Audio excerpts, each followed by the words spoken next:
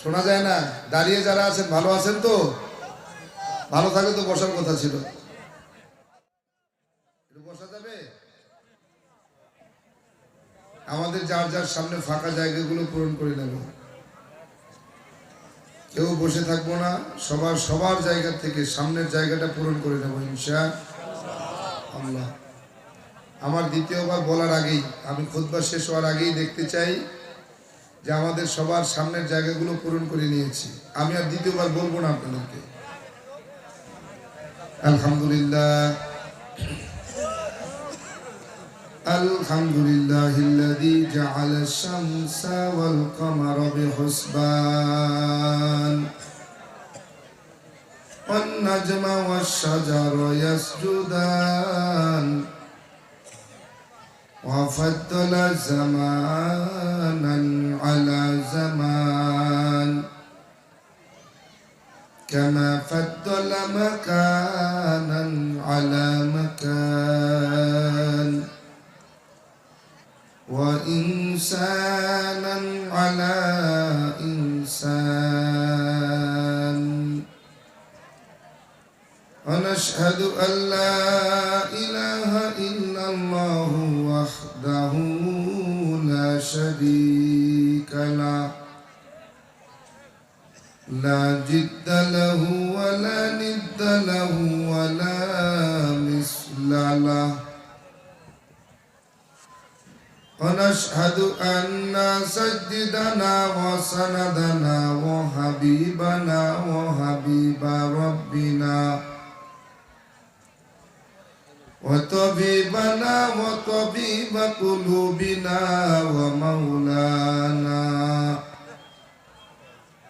ومولانا محمدا عبده ورسوله صلى الله تعالى عليه وعلى آله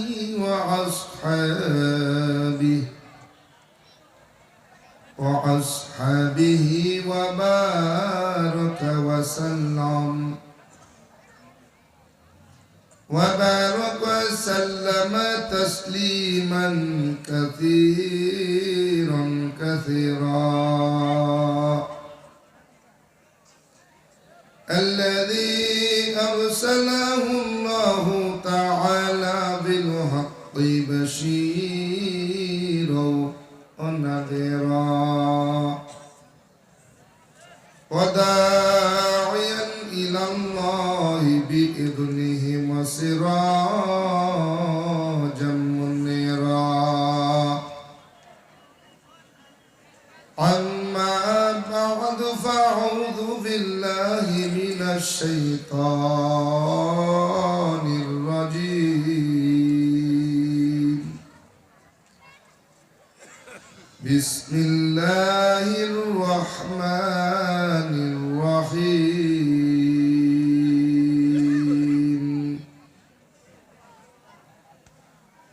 ألف لام ميم ذلك الكتاب لا ريب فيه هدى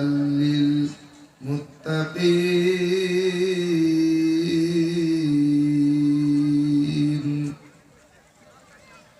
وقال رسول الله صلى الله عليه وآله وسلم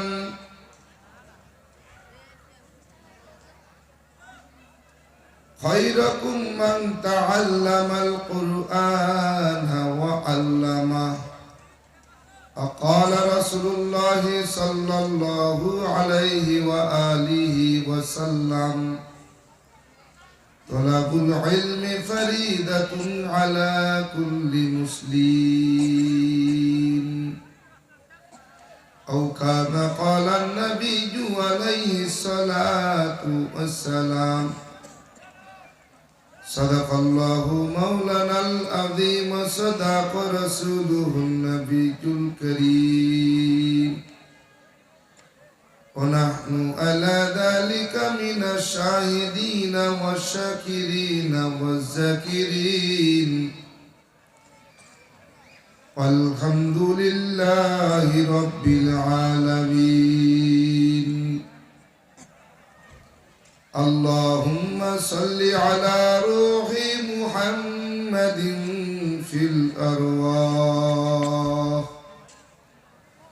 وصل على جسد محمد في الأجساد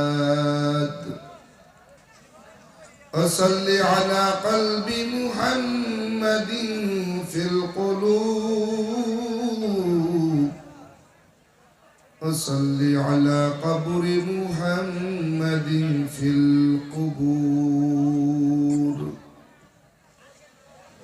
بجكر شهر چبینی در خرعشاس ولدنا دری معنا کے گوشاس نہ بلبل برگونش تسبیح خلیص کہ ہر کرے بتسبیح زبانیس مومن جکرے خدا بسیارے وہ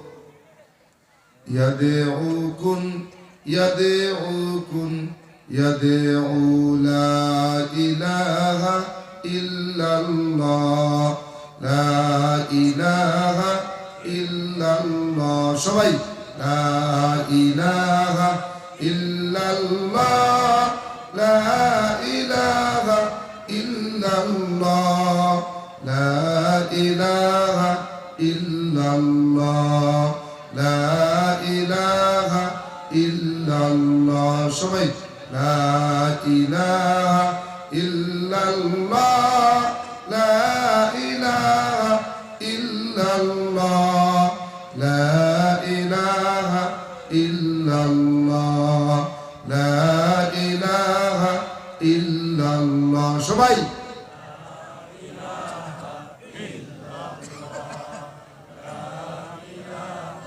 খেয়াল করেন তো কে জবান বন্ধ করে রাখছে একটু বদদোয়া করে দিই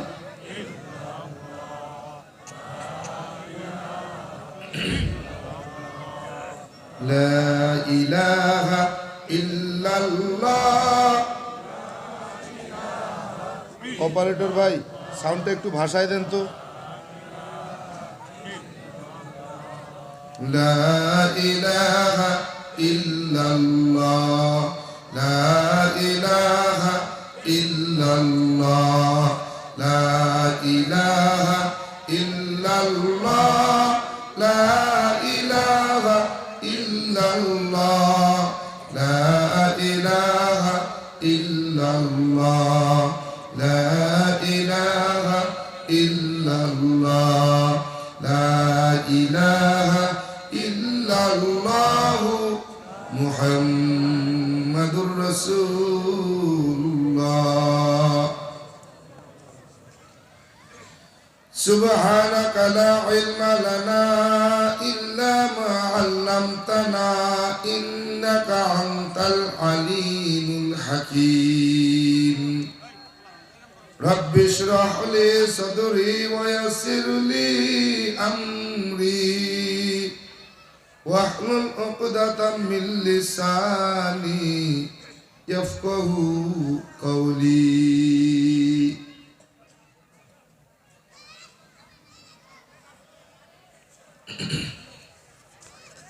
আলহামদুলিল্লাহ খাদিজাতুল কুবরা রাদিয়াল্লাহু তাআলা আনহা মহিলা কওমি মাদ্রাসা গুড়াইল বাজার ইসলামপুর জামালপুরের উদ্যোগে 13তম বার্ষিক ওয়াজ মাহফিলের আজ 17 নভেম্বর 2024 আয়োজিত অধ্যকার মহতি মাহফিলের সম্মানিত সুনামধন্য মহতরম সভাপতি প্রধান অতিথি বিশেষ অতিথিবৃন্দ মুহাজ্জাজ মাকারাম জাতির মাথার মুকুট ওরাসাতুল আম্বিয়া হযরত উলামায়ে কেরাম আমার সামনে বসা দূর দূরান্ত থেকে আগত আল্লাহ পাকের আশিকিন জাকিরিন শাকিরিন মুহিব্বিন মুরব্বিন আযম কলিজার টুকরা আমার সমবয়সী যুবক বন্ধুগণ স্নেহের ছোট ভাই পর্দার আড়ালে অবস্থানরত সম্মানিত শ্রদ্ধেয় শ্রবণরতা আমার মা ও বোনেরা সৃষ্টির মহান স্রষ্টা দয়াময় রব্বুল আলামিনের দরবারে লাখো কোটি শকর সুজুদ যে রব্বে করিম এই ফিতনা জামানায় কোরআন ও সুন্নাহর ভিত্তিতে সহি তরিকায় আপনাকে আমাকে দুনিয়ার সমস্ত ব্যস্ততার সমস্ত প্রকার গুনাহের থেকে আলাদা করে হাজারো মানুষের মাঝখান থেকে বড় ভালোবেসে মহব্বত করে যাচাই ছাঁটাই করে মহতি মজলিস, আল্লাহওয়ালাদের মজলিস, ওলামায়ে কেরামের মজলিস, জাকিরিন শাকিরিনদের মজলিস, কোরআন সুন্নাহর মজলিস, জান্নাতের টুকরা বাগানে আসবার জন্য, বসবার জন্য, আমি অধম গুনাহগারকে কিছু বলবার জন্য, আমাদেরকে বসে শুনবার জন্য কবুল আর মঞ্জুর করেছেন। নিয়ামতের শুকর আদায়ার্থে মুসলমান হিসেবে ইমানের আওয়াজকে উঁচু করে উচ্চ কণ্ঠে একসাথে এক আওয়াজে কালেমাত আর শুকর উচ্চারণ করছি। সকলে পড়ি আলহামদুলিল্লাহ। এতগুলো মানুষের শব্দ এতটুকু ঘুম আসছে? মনোযোগ করে দিই। হ্যাঁ দিব না? আওয়াজের হালত কি? মানুষ কম আছে, ভালো লাগে না? না চেহারা দেখা হয়েছে? দেখছেন চেহারা? দেখছেন? না মুসলিম আব্দুর রহমান জামি চেহারা দেখছেন না? যারা দেখতে আসছেন চলে গেলে ভালো হয়, দেখা শেষ।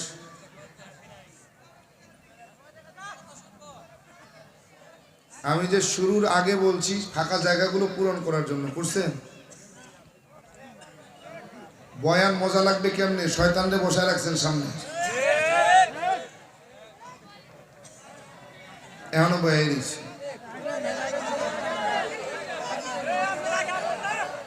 এতক্ষণ ধরে জিকির টানলাম শুধু জায়গাটা পূরণ করার জন্য।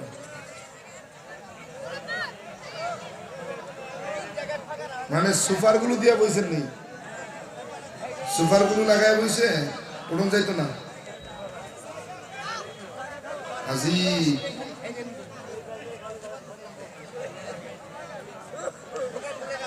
আমি হলাম একটা ব্যতিক্রমী মানুষ, কারণ জন্মগত ভাবে ইসলাম পাই নাই তো, এজন্য আমার চলাফেরাটা একটু আলাদা কাটায়, ক্যাটাগরিতে চলে। সবার মতো আমি চলতে পারি না। ওই দাও এখানে এনে বইয়াই রয়েছে, মনে করছে জান যায় যাবে, উঠতুম না, বইয়াই থাকে। দেখেন অবস্থা, দেখেন। আরে মাঠ ভরা লোক দিয়ে আমি কি করুম? দুইজন থাকুক না মাঠে, দুইজন যদি ওয়াজ শোনার মতো হয় তো দুইজন দিয়েই মাহফিল কামিয়াব হয়। লক্ষ লক্ষ মানুষ আসে কিন্তু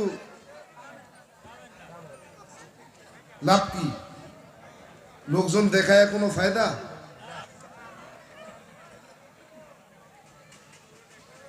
আল্লাহ হাজিরিন, সব থেকে বড় বিষয় কি জানেন? এমন এক দরবারে যাতায়াত করি, যে দরবারের নীতিমালা অনুযায়ী বয়ান করার চেষ্টা করি, যে দরবারে 11টার পরে বয়ান চলে না। এনে বসাইছেন আমারে 12টার পর, ফজরের নামাজটা যদি ছুটতে যায় তাই নেবে কে? আপনারা নিবেন?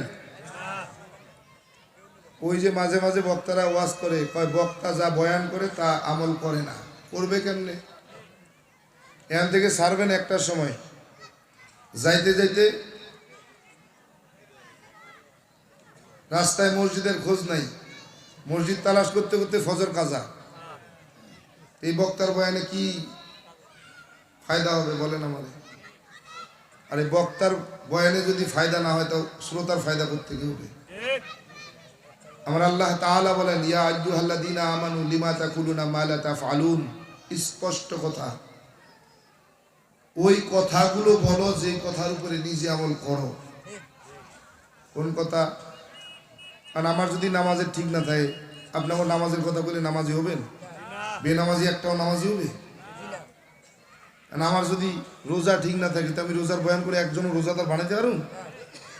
আমি নিজে যদি ফর্দা না করি, তো একটা ফর্দার বয়ান করে একটারও ফর্দাওয়ালা হবে?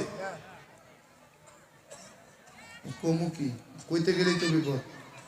আমাকে যত জ্বালা, বক্তার জগৎটা যে কি জ্বালার জগৎ, এই বক্তা না হলে বুঝতেন না।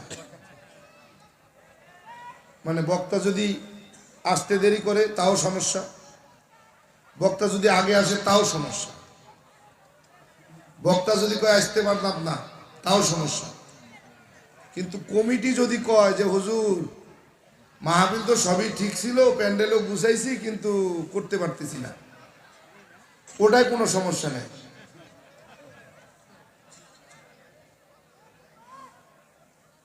কমিটি যদি মাহফিল ক্যান্সেল করে তাহলে সমস্যা নেই, কিন্তু বক্তা যদি মাহফিল ক্যান্সেল করে তাহলে মোটামুটি গোষ্ঠীর ষষ্ঠী পূজা কমপ্লিট। বুঝেন নাই? বক্তা যদি না আসে, খালি কয় যে ভাই ডেটটা তো দিছিলাম কিন্তু আসতে পারলাম না, নিশ্চিত অন্য জায়গায় বেশি টাকা পাইছে। প্রথম কথা, অন্য জায়গায় বেশি টাকার বয়ান পাইছে, এই জন্য আমাদের মাহফিল ক্যান্সেল করছে। দ্বিতীয় কথা, এর শুরু হইলো, এই এক থেকে শুরু হইল। এখন বক্তার যত ত্রুটিগুলো আছে সব ভাইসে উঠছে। কিন্তু কমিটি যদি কয় 2 দিন আগে, 1 দিন আগে, মাহফিলের দিন সকালবেলা যে মাহফিলটা হচ্ছে না, বক্তা আর কিছু কইতে পারে না। বক্তার কোনো কথা নাই, কইতে গেলেই শরম, কয় শরম পাইব কেটা, আপনি ভাইবেন কন। বুঝলেন? 22 তারিখের মাহফিল, আজকে কয় তারিখ? আজকে তারিখ কত? 17। মাহফিল কবে? 22 তারিখ। আজকে সকালবেলা আমি নিজে ফোন দিছি যে ঠিক আছে নি, দেখি একটু সব প্রোগ্রামগুলো যাচাই করি। সকালবেলা ফোন দিয়ে কইছি যে ভাই মাহফিল ঠিক আছে? কয় না হুজুর। মাহফিল কবে? 4 দিন পর। আজকে সকালে হেরা ফোন দেয় নাই, আমি ফোন দিছি যে প্রোগ্রাম ঠিক আছে নি? কয় না হুজুর ঠিক নাই। কা মাহফিলের ডেট পিছাইতে হবে, আমাকে পিছানোর কায়দা নেই। কয় তাহলে ক্যান্সেল হয়েছে। কিন্তু এটা যদি আমি করতাম তাহলে কি অবস্থা হইতো? আস্ত রাখতো, একেবারে 14 গোষ্ঠী উদ্ধার করে লাগতো। হাজির, বক্তার এখলাস কতক্ষণ ঠিক রাখবেন আপনি? আপনি যে কোন বক্তার মধ্যে এখলাস নাই, এখলাসওয়ালা বক্তা না, কতক্ষণ ঠিক রাখবেন বক্তার এখলাস? কতক্ষণ? কমিটি যা শুরু করছে মাহফিলের নামে, কিছু কিছু জায়গায় যা শুরু করছে, তাতে না কয়াও কোনো উপায় নাই। আজি আগে মাহফিল হইতো দিনের খোরাক, কি উম্মতের দিনের খোরাক ছিল মাহফিল। এখন কি মাহফিল আর দিনের খোরাক আছে? না, এখন উম্মতের দিনের খোরাক নাই। বলে কারণ কি? বলে কারণ মাহফিল এখন আর আল্লাহ তাআলার জন্য হচ্ছে না। ম্যাক্সিমাম, অধিকাংশ মাহফিল হয় ব্যবসা। আর কথা কয় না। কমিটির দরকার ভাইরাল বক্তা, শ্রোতার দরকার সুরেলা বক্তা। শ্রোতা যায় সুর, কমিটি যায় ভাইরাল। ফায়দা কি? শ্রোতা হবে বেশি, কালেকশন হবে ভালো, পকেট গরম। উচিত কথা কইলে আর কি চিন্তা করছে? অধিকাংশ মাহফিল, আপনাকে কি কইতাম, বিশ্বাস করেন আর না করেন, গত 30 তারিখের ঘটনা বলছি, একদম বাস্তব, আমার সঙ্গে যা ঘটেছে তাই বলছি। আমি কন্ট্যাক্ট করি না, এখানেও কন্ট্যাক্ট করে আসিনি। সেক্রেটারি সাহেব দাওয়াত দিয়েছেন, ভাই 2টা প্রোগ্রাম, আলহামদুলিল্লাহ নিছি। কন্ট্যাক্ট করার তবিয়ত নাই, কারণ মরহুম সাহেব রহমতুল্লাহ আলাই, সৈয়দ ফজলুল করিম রহমতুল্লাহ আলাই বলতেন যে এটা কন্ট্যাক্ট করে মাহফিল করে ওটা আমার মুরিদি না।